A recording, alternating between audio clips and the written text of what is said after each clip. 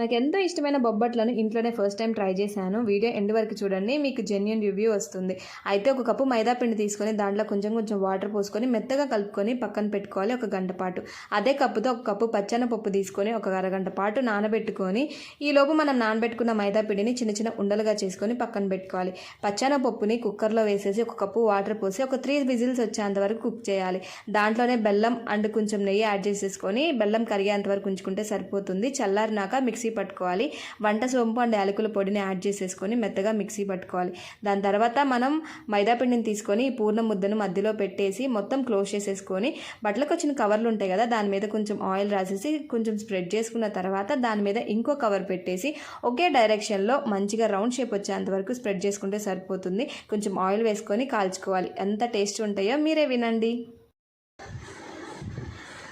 ఎలా ఉంది? బొబ్బట్లు లాగే ఉండయా, ఇంకెట్టైనా ఉండయా? వీడియో నచ్చితే సబ్స్క్రైబ్ చేసుకోండి. బాయ్.